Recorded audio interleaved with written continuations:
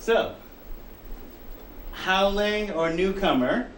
So Haole actually has been now essentially, it has come to mean any white person from the mainland who also, it also can be semantically equivalent to nigger because the racial dynamic is different in Hawaii, where white people can be on the bottom because of what has happened before. That's part of the history too.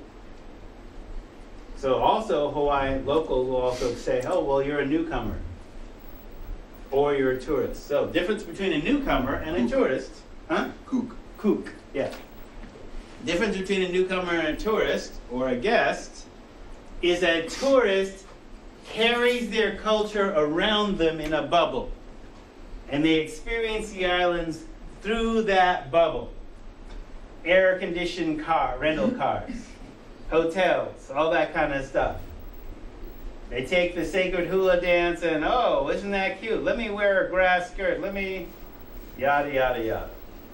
Or a newcomer who says, I'm going to sit with you and learn your ways with respect. So the point I'm making here is the land has a history. Do you try and fit in with the history and the spirit of the land? Or do you try and carry your culture around with you in the bubble? That's the difference between a newcomer and a tourist.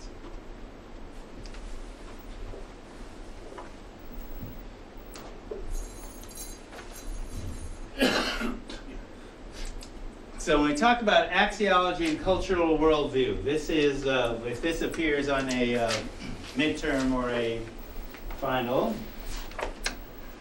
axiology is a cultural construct created by an African-American industrial psychologist. And axiology is basically not only a cultural worldview, but also a way of seeing the world.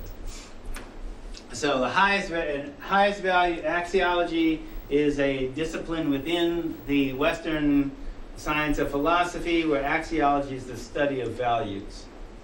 So for example, when Edwin Nichols talks about axiologies, he basically says, there's 4 axiologies: European American, African American or Afro-Hispanic, Asian American, and Native American. So the highest values for European American, highest value is control of the object. Object is not necessarily a physical object. An object can also be time, because time is money. Anything of value or anything that you value. African American, Afro-Hispanic, Middle East or South American, the highest value is the relationship. Asian American, highest value is cohesion of the group. And Native American axiology, the highest value is basically it's a Greek-Latin word, pan and theos. So this is Nichols' term for explaining Native American axiology, but it could be used in several native words, which could include things like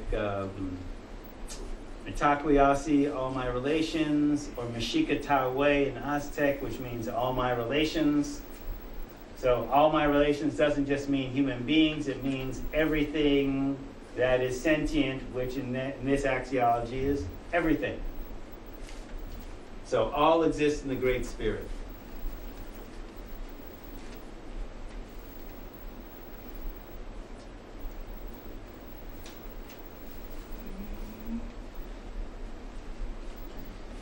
So just so you know, all this, of course, will be up on Moodle.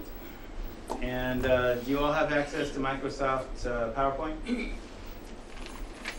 Because I can save it as a PDF too. But. I don't. So PDF? Yeah. All right.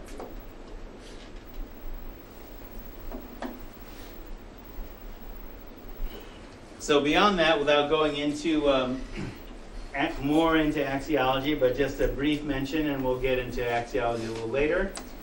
There are several things that Nichols didn't necessarily have within his construct that can make it problematic, so I've attempted to address that with his permission and knowledge. And that is two concepts from anthropology, acculturation and assimilation. Now, in this discussion about what's in a word, understand what anthropology is in Western civilization. Anthropology is white people essentially studying everybody else without studying themselves first. Okay, so before the war, that is World War II, anthropologists would follow the conquerors to study the conquered cultures before they disappeared. And this goes back to the Roman times. Anybody Irish here? I can. Huh? Yeah, okay. So,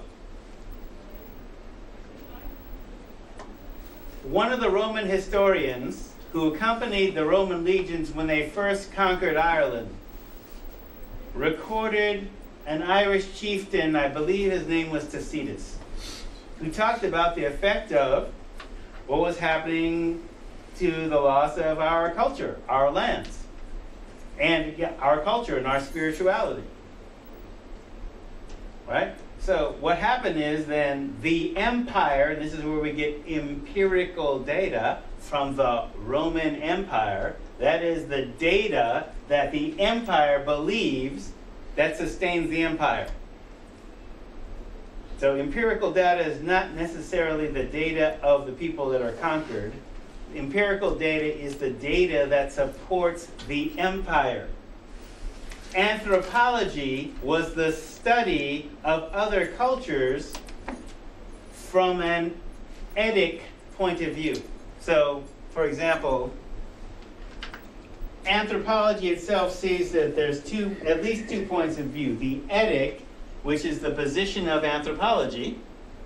So you're outside of the culture, studying a culture. And emic, you're inside the culture describing your own culture. So if I switch from anthropology to psychology, because that's what my degrees are in, with a minor in anthropology, etic is stereotypes.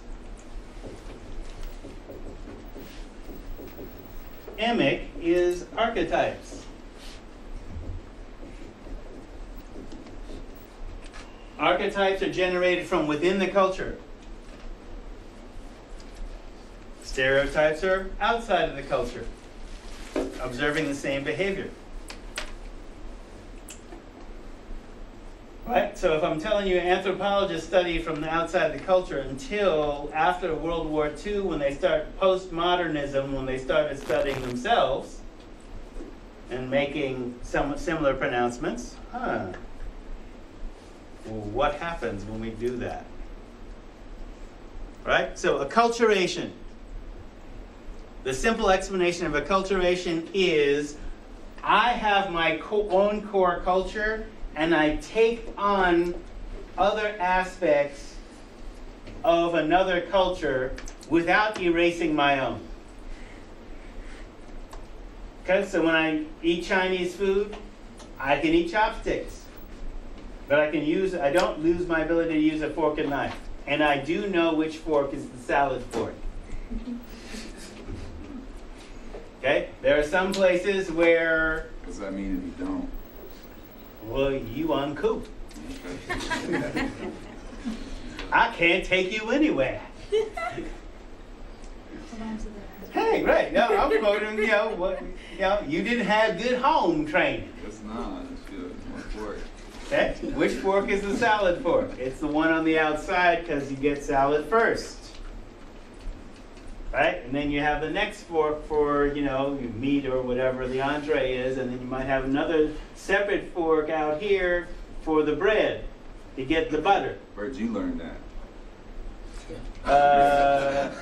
Fine Fine at home. Because Pops basically said, my father was a script consultant for Julia. So those of you who are old enough to remember 1960s and 70s TV. So he was basically the script consultant because he was a relatively notorious black psychiatrist, so he wanted to make sure that Julia wasn't offensive to black people. And he said the whole thing was offensive to black people. First of all, why ain't there no daddy? Why do they always portray us with, single parent family? And Julia's a nurse, and yeah, the storyline is her husband was killed in Vietnam, so she's raising this kid alone, living in an apartment next door to whites and an interracial couple, et cetera, et cetera. Yeah, we got problems with that because, but, they weren't going to change the script, and they weren't going to change, all that.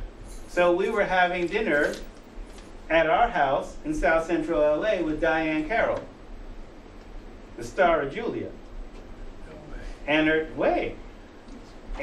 her daughter Suzanne. So you can imagine, our neighbors when this Bentley pulls up on 48th Street, 48th and Dinka. So no, we didn't have separate salad forks, but we had a meal, right? Because Julia and Suzanne, Suzanne's talking about, I went to Saks in New York. Saks Fifth Avenue, we had Sears and May Company. And they live in Beverly Hills above the Sunset Strip and all that. It's like, okay, that was the world that I had to learn to deal with because, you have sleepovers at the rich white kid's house and they have a full setting. They ain't coming to sleep over at your house because you live in the ghetto. One or two did, actually. But they were working class. What I've just laid out is culture. Okay? Acculturation. I'm taking on cultural beliefs and artifacts and technology, but I don't erase my culture.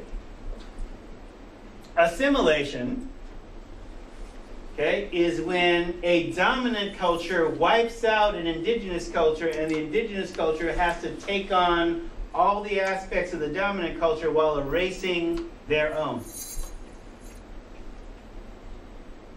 Now, it's considered a bad thing, especially if you're a drug counselor, because one of the things that we find is that indigenous cultures protect against, if you practice your indigenous culture, you are protected against addiction. The more you attempt to become American, the more likely you are to become addicted. Because the number one drug-using country on the planet is America. All right, and just like I was saying the other day, if ethnic minorities are the ones that are using drugs the least, part of that is a cultural protective factor. That isn't just about money. All right, and so one of the things that we can see, especially if you're doing prevention in higher education, this is part of ethnic studies, that's why I'm bringing this up. The longer you remain in the educational system, the more likely you are to use drugs. Unless we make you aware of cultural protective factors. Unless, of course, you go to a historically black college or university in which you have even more cultural protective factors, like classes like this. So, acculturation and assimilation. If I put it this way, pretend this is a carrot. If I eat the carrot came from carrot culture out of the earth. I eat the carrot, I assimilate it, it comes out the other end, not a carrot. I have taken all the good stuff out of the carrot and got rid of the rest. That's assimilation, and I definitely want to draw that parallel in your mind. Assimilation is not a good thing, even though we are forced to do it. Speak the King's English. Speak proper English without an accent. Learn the right values. Learn the proper values. What are those? Middle class, white American values. What if my culture doesn't believe in that? No, you're supposed to assimilate. No. My drug counselor professor said no. Okay? You can learn how to act. You can learn which fork is a salad fork and, use chopsticks or whatever. But know who you are and discover who you are, right? So, there are 3 different memes for understanding culture. So, the melting pot meme came from a Jewish playwright who was an immigrant who basically said America is a melting pot, using an image from the Industrial Revolution. And the whole idea about the melting pot is you take raw ore, that is a raw culture, you apply the flame of freedom and opportunity that's in America, and the ore melts, and then it gets poured out into the mainstream. And what is mainstream America? When they say mainstream America, who are they talking about? Iowa or South Central?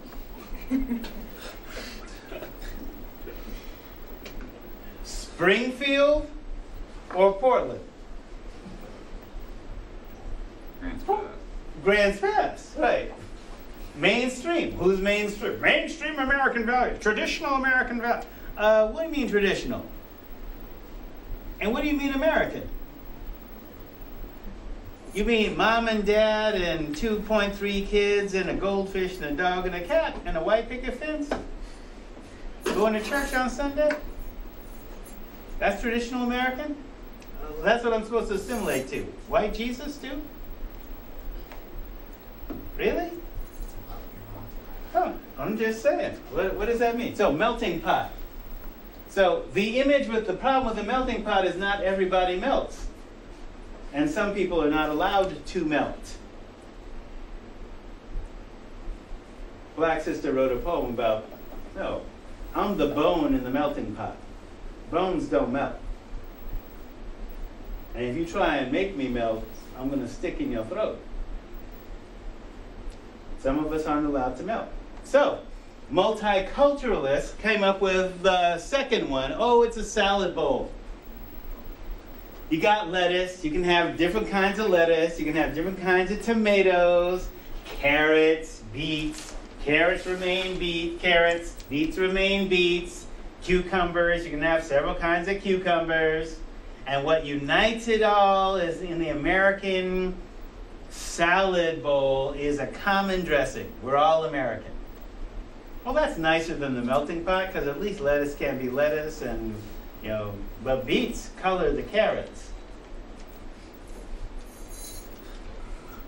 That is a problem for some folks.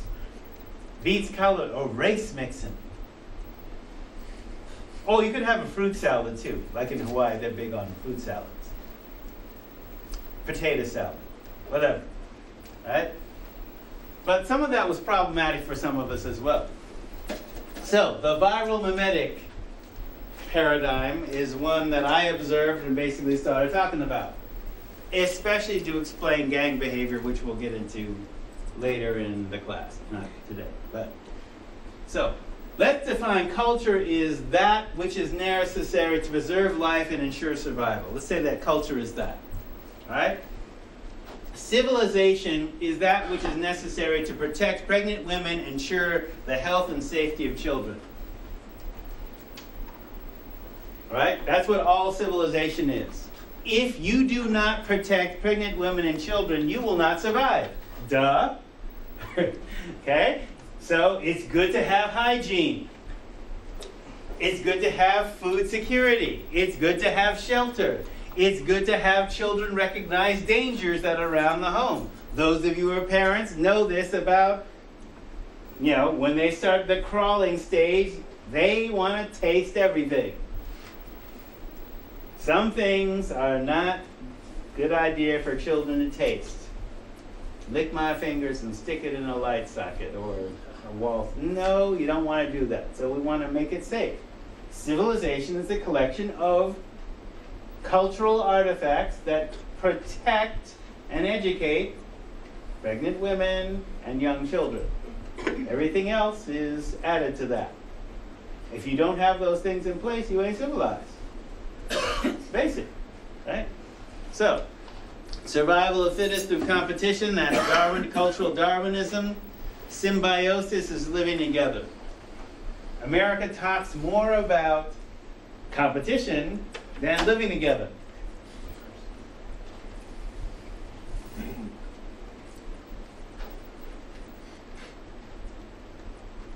All right, so Columbus discovered America, Christianity civilized the savages, slavery improved black people. We had talked about last time about the 5 civilized tribes and the freedmen. That's 5 Native American nations that had slavery, that enslaved black people. That's why they're called civilized tribes.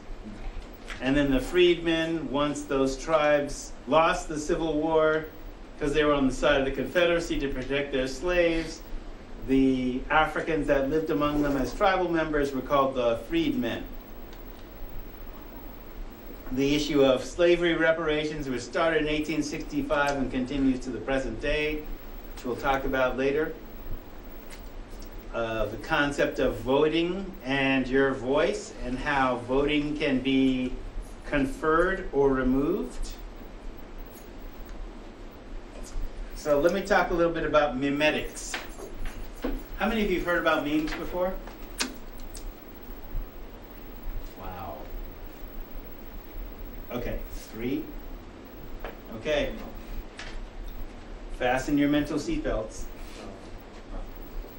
Okay, so a meme is basically a virus of the mind. When we talk about something going viral, this is where that idea came from. So meme is to gene. So this construct, this meme, this idea, was created by an evolutionary biologist, Richard Dawkins, who also happens to be an atheist. And part of why he's an atheist is because he's saying, look, we believe a lot of stuff that ain't scientifically validated, particularly from Darwin. But I'm an evolutionary biologist, so I have to believe in some of the things that Darwin believes, even though I might have to throw some of the stuff away. So he's saying that he's observing in the human thought sphere that certain ideas conquer other ideas, whether or not they're true. There's an evolution that ideas compete, and some of them survive. So just like a gene is the smallest unit of replicating physical life, a meme is the smallest unit of replicating thought. So a meme is like a virus of the mind. And just like a virus, so you have to have a little bit of scientific literacy to understand, a virus is a biological entity that needs a living cell to replicate itself. And outside of a living cell is basically inert. It's like a piece of dirt. But once it's eaten by a cell, it finds its way to the cell's nucleus and turns the cell into a virus factory. Cell dies, generally.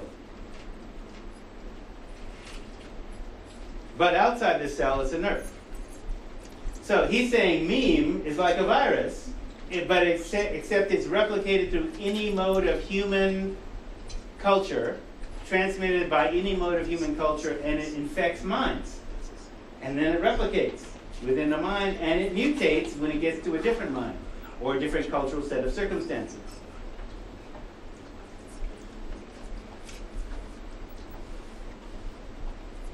So, for example, all the things that I've been telling you about are memes. Acculturation, assimilation. Slavery improved black people. Doesn't have to be real. It's not real, but it's an effective meme because, not because it's right or wrong, but because it's been successfully replicated. You got an American history teacher who's still talking he basically says that in his classes. Here. Now, he's a white guy, and you know he doesn't have slaves in his background, so obviously the slaves would have a different point of view. Obviously.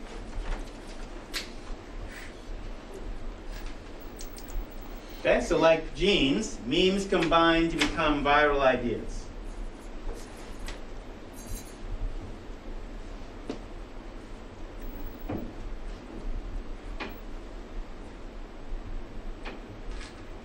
So here's what I like to do. And so when I first learned of this concept in 1986, I started applying it to gangs, youth gangs in the area here and in America, but also to looking at, okay, Nichols is talking about axiology, and one of the criticisms that people have was, well, I'm Asian and I'm not like your axiology construct. I'm black and I'm not like your axiology construct. And how would Edwin Nichols explain Clarence Thomas or Alan West of the Tea Party? Are they black? Well, their skin color is black. But are they aligned with mainstream black thought? And who is mainstream black thought anyway? Well, I can tell you, but all right, so memes and mimetic engineering. So just like there's genetic engineering, you can play and design memes. So a meme, a virus of the mind, which can infect an open mind and begin replicating. As the smallest unit of replicating thought, a meme can have influence beyond its small size. So memes are transmitted through any form of human communication, language, images, art, technology, beliefs, spirituality, religion. These are all meme generators, and they are also viral ideas. Okay, so once you understand the concept, you can detect memes in operation and cause a few of your own and also redirect some. That's what I mean by engineering. You have to understand where the core thought was, where the core thought is from. So when I say African and African American, and say, okay, Alke Bulan and Tulipit Wapakisinep, if I say Christianity is an African religion that was hijacked by Western civilization, so that, oh, well, Christianity is a Western religion. No, it's not. Love your enemies is not a Western concept. Not a Western meme. Doesn't come from Western culture. Doesn't make sense in Western culture. And anyway, you ain't practicing it. So, Jesus said, love your enemies, not kill your enemies. But hey. So, isms are mimetic patterns of discrimination. Just to get real. So the U.S. Constitution. In the U.S. Constitution, females are less than males, defined in the Constitution.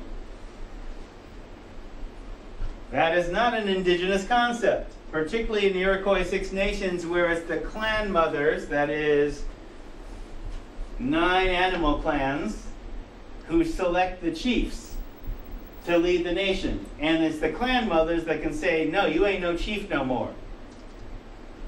Because if you have a beef with another chief in another nation, you have to meet and debate with that chief 3 times in open council, surrounded by hundreds of people, before we go to war. Is that when they play chess? No. No. That's pre-contact. 3 times in open council before we go to war. And at any time we can unchief you. Because you best to believe we are not sending our daughters and sons into war just because you got beef with somebody. Because it is our sons and daughters that are going into war. It's the clan mothers that decide whether we go into war. So obviously, if they're creating their constitution, which is what their constitution is called is the white roots of peace, not about race, the sacred white pine that we build the longhouses from. So in our Western terms, the idea is the white roots of peace is a combination constitution, local ecology law, and Bible, all at once, without being written down. Right? So females are equal to males in that. So the U.S. Constitution says females are lesser than males. Huh. You doing that in Indian country? And Indians aren't even part of the Constitution? Wow, that's some nerve. Blacks are 3/5 of whites, less than whites. That's in the Constitution. That's a meme. So I'm saying, just so if it isn't clear, discrimination is built into the American Constitution, and it wasn't until we became activists and started changing it that it started changing. Rich are greater than poor. That's in the Constitution. Okay, that's how the Supreme Court can basically rule that corporations are people. That's why there's a move called Move to amend the Constitution to say corporations, the rights of corporations are not above people. Corporations are not people. All men are created equal does not mean that all human beings are equal under the Constitution. So it has some contradictions within it already, too. So that's replicated into state laws as well, as a meme. So, countering a meme constructed of lies with the truth is a partial response. So just like in medicine, where we can take apart the DNA of a virus and stick it full of DNA that makes it express to cure the disease that it originally caused, that can work partially, but then you have other viruses that evolve in response to that. Side effects as well. Okay? If you infect your partner with HIV, the viruses in your bodies evolve independently. Okay? Same with herpes, same with any other virus. Right? Scientific fact. So, memes. Isms are a meme. Racism is a meme. Sexism is a meme. They're basically constructed and they evolve different rates. So you also have to create an environment where truth memes will flourish. Because as Dawson points out in his original book, it's not that memes are good or bad, they're successful or not. So even if you do have a meme of truth in an era of lies, the truth memes won't necessarily win. Okay, and you have to be able to determine the difference. So, for example, then, using visual, if you're a visual learner, right? So, small meme rhymes with cream, the smallest unit of replicating thought, like a gene, the smallest unit of replicating life, transmitted through any mode of cultural mode of communication. So this is the basic meme. Memes can combine to form viral ideas which can mutate over time or given diverse environments. So you have a central meme here, and then you have smaller memes, which, for example, if you think of this as HIV or a herpes virus, what herpes viruses are designed to do, there's like 13 different herpes viruses that infect humans. From chickenpox to measles, to genital herpes, to cold sores, to et cetera, et cetera. Their basic goal is to replicate, and what they do is they destroy tissue.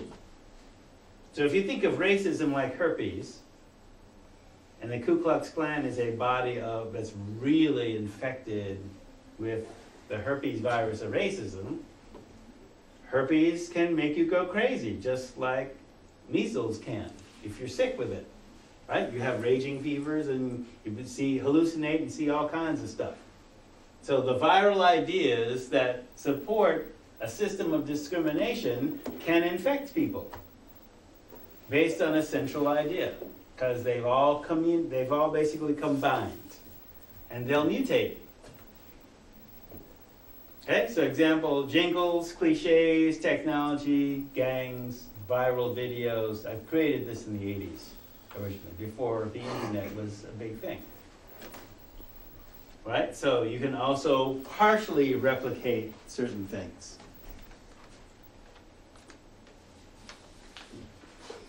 So they can take a life on their own once they find a new environment. So they can also change according to their environment. So they're not good or bad, they're successful or not. So as a virus evolves, it learns not to kill its host. Successful replication without being toxic. So there are toxic memes, but the longer a meme exists, it becomes less toxic, doesn't kill its host immediately, but it can still do damage. All right, so we can have kinder, gentler racism. Okay, we can work to get rid of the term tar baby, and then it comes back 30 years later, oh, it's a metaphor. No. All right, so Barack Hussein Obama. So I was sitting in a kava bar in downtown Hilo in Hawaii, having this conversation with this white surfer from Orange County. Orange County, if you don't know about California, is dominated by conservative Republicans. Not all, but this guy's a white surfer, 20-something. And he's like, yo, in Obama's home turf, and you're dissing Obama in a kava bar that's run by Hawaiians? Are you crazy? How can you do that? White privilege. But I'm not talking about him. I'm just trying to break down his thing, right? So he's basically, this is in the first campaign, right? So when you had George Dukakis, the Republican, the Massachusetts governor running for president, people, oh, Dukakis is a funny name. So that meme, well, what's not a funny name? Oh, Barack Hussein Obama. Well, Barack Obama is a funny name. Barack Obama is an un-American name. Barack Obama wasn't born here. He isn't a real American. These are all memes. And you can see, if we start with just his name, where the conversation goes, right? And how it mutates. Barack Obama pals around with terrorists. Actually, I kicked it with those terrorists at the country fair a couple of years ago. They're actually fun. Barack Obama is scary. Barack is a socialist. He wants to redistribute your wealth and take your guns. And Barack has the same name as Saddam Hussein. Barack Obama sounds like Osama, though they're not saying now that he killed bin Laden. So there are memes. These are memes, they have associations. All right, so I'm sitting in this kava bar with this dude saying, okay, are you a Christian? Yes. All right, so did you know Hussein is in the Bible? Or Barack is in the Bible? No. It's in Judges. The only female judge, when the nation of Israel had broken away from Egypt and they were being, their leaders were the judges who were basically, interpreting. Hey, this is in your Bible. Deborah, one of the judges, sends good General Barak to do a righteous mission. That's where the name came from. Barak in Arabic means blessing. Baraka. Okay, so boom, it's biblical. That's one. Two, Hussein. Do you know who Hussein was? No.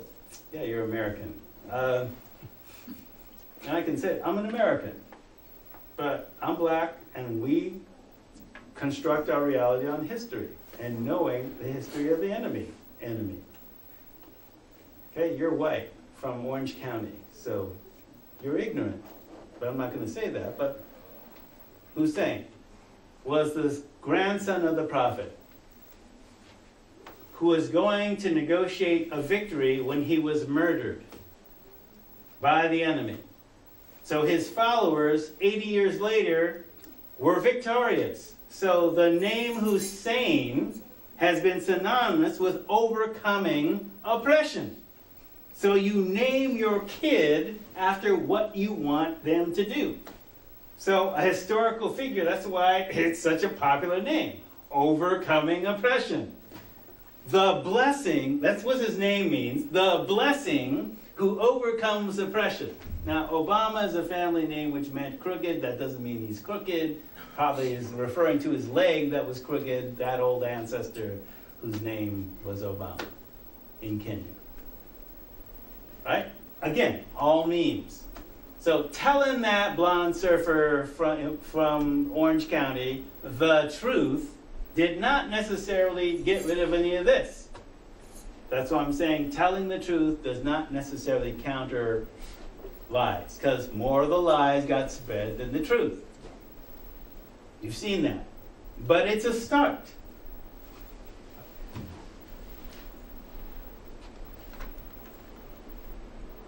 Joe Sixpack.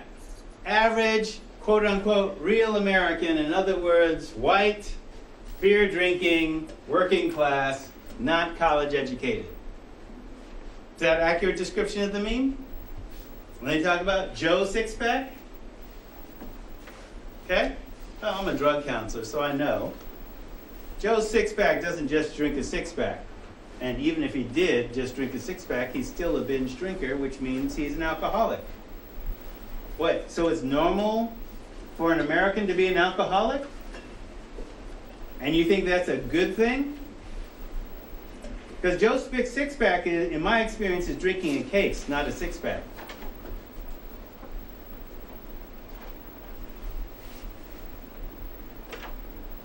So there's a little bit of denial in there. Joe Sixpack. So why is that a good thing?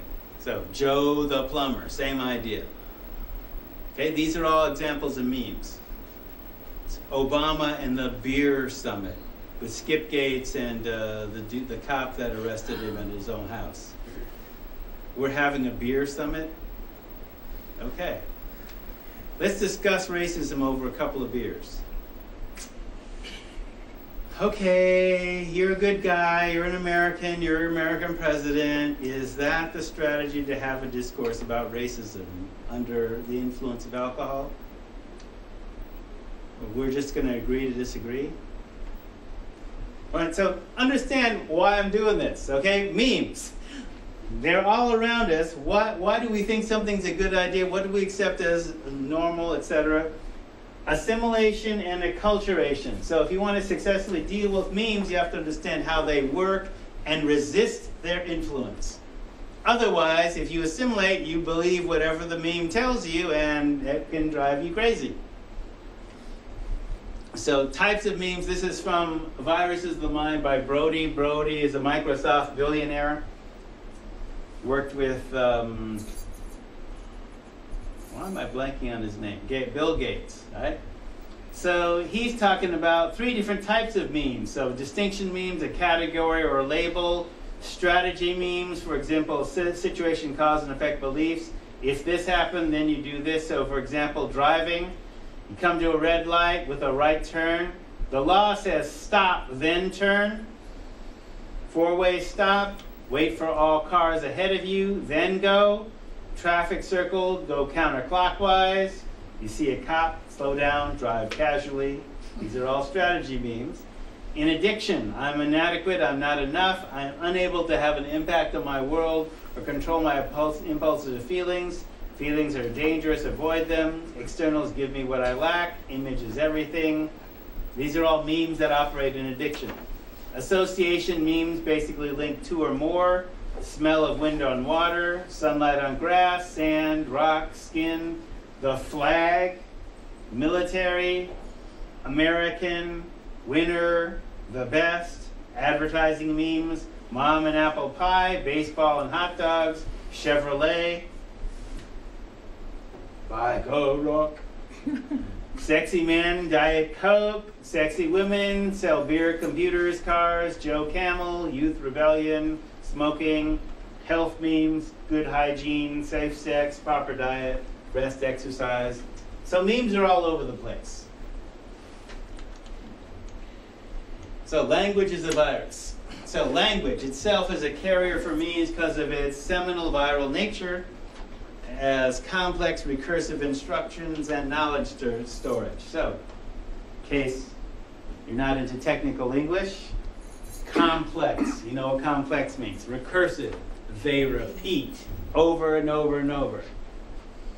Instructions and knowledge storage. So it's vibrational, so it transmits everything that vibrates: sound, light, thought, magnetism, and other vibrational forces. In whatever patterns the perceiver can perceive, and of course those they cannot. So don't just think just because you can see it that that's all there is to it. There's usually more to it. There's usually a history. You can tell where it came from if you can take it apart. So logic, this is part of axiology as well. Logic is a means of reasoning to an answer. The answer does not actually have to be true. It just has to be an answer that seems true within the logic system. So for example, all men are created equal. Within the Constitution, they may say all men are created equal, but what they actually actualize and put into law is that white men are superior to all others, all other humans. That's in the Constitution. Right? So it's a contradiction. So, is it true, and does the language it's framed in support the conclusion based on, say, for example, the dictionary? Now, the dictionary is not neutral either. So who's doing the defining? All right, so the hero is the teller, the tale is not the same as the winners write the history. It's different. All my relations is not the same as we the people.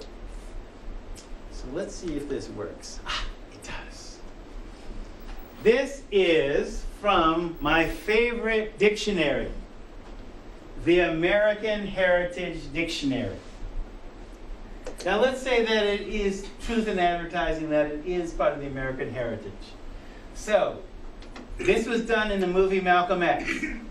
So if you want to look at that, basically this is how I was raised as well. Take the dictionary.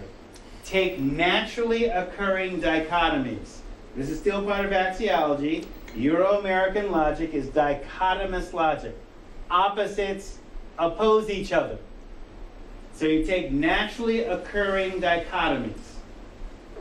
So here we have man, an adult male human being, a human being regardless of sex or age, the human race, mankind.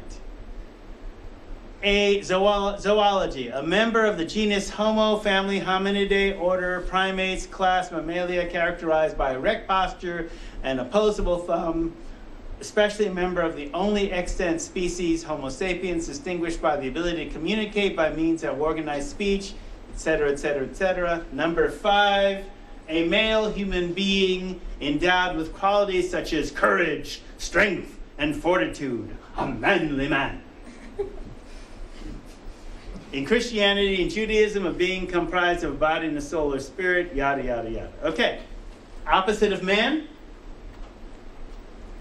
Come on, stand up. Woman. Boom. Woman. An adult female human being. Women collectively, womankind. Woman is wise, feminine quality or aspect, womanliness. A maidservant, a mistress, paramour, informal, a wife, womanhood. State of being a woman, womanish, characteristic of a woman, woman-like, effeminate, and weak.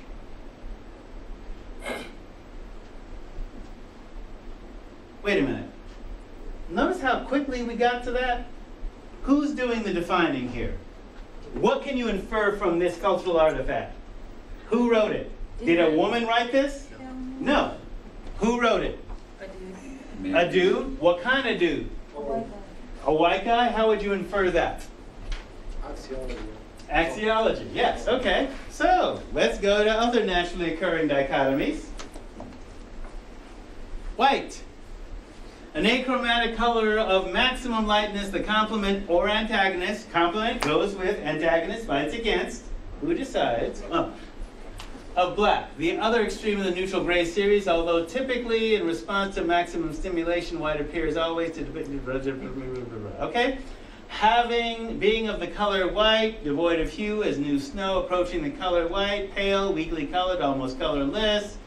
Having the comparatively pale complexion typical of Caucasoids, pertaining characteristic or dominated by Caucasians. Fair or generous, decent, that was very white of you. So notice how that Richard Pryor quote morphed in the dictionary. Mighty white of you. Fair, generous, and decent. Who's doing the defining? White collar. Of or pertaining to worker, salaried, or professional whose work usually does not involve manual labor or expected to dress with some degree of formality. White lie, a diplomatic or well-intentioned untruth. White list, a list of persons, organizations considered worthy of approval or acceptance. White magic, magic or incantation that is practiced by good purposes for or counter to evil. White man's burden, the supposed responsibilities of the white peoples to govern the non-white peoples of the world. This is the dictionary. I'm not making this up. American Heritage Dictionary. Okay? So, when I'm talking about memes, cultural artifacts, the dictionary is one of the authoritative definers of culture that get in there that you don't resist. So it doesn't matter if, so we go, you know I was going to go there, right? Black, being the darkest achromatic visual value, producing or reflecting comparatively little light hue, having little no light, a black moonless night, often black, belonging to an ethnic group having dark skin, especially negroid, dark in color, a face black with anger, soiled as from soot, dirty, evil, wicked, black deeds, cheerless and depressing, gloomy, black thoughts, marked by anger or sullenness, gave him a black look. Often black. Attended with disaster, calamitous, the stock market crash on Black Friday, deserving of, indicating, or incurring censure or dishonor, man has written one of his blackest records as a destroyer of the oceanic islands. Wearing black clothing, the Black Knight, served without milk or cream. Okay, Negro, let's see, a member of the Negroid people, Negro, let's see. So, you know, then you can talk about blackamoor, a dark-skinned person, especially an African Negro, which is a description used by Count Esterhazy about Joseph Haydn, Beethoven's teacher.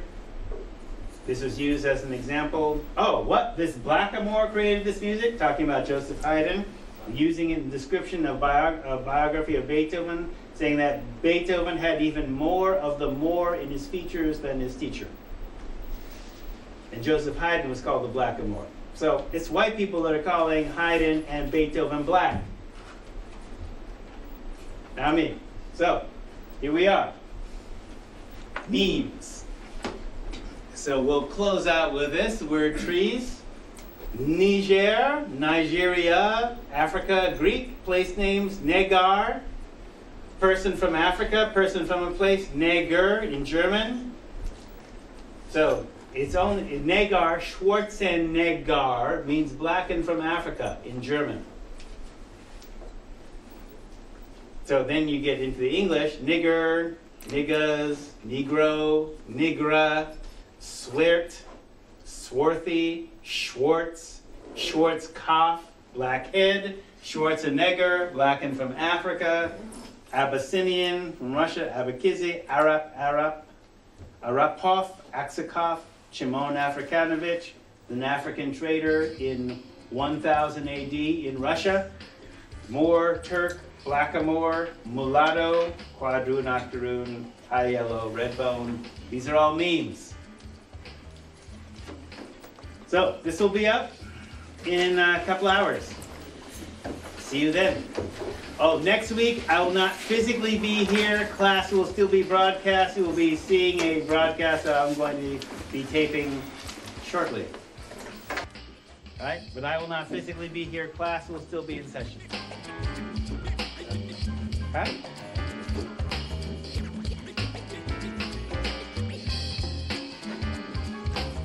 Okay, so those of you with green slips, here's the procedure once slips, get those in.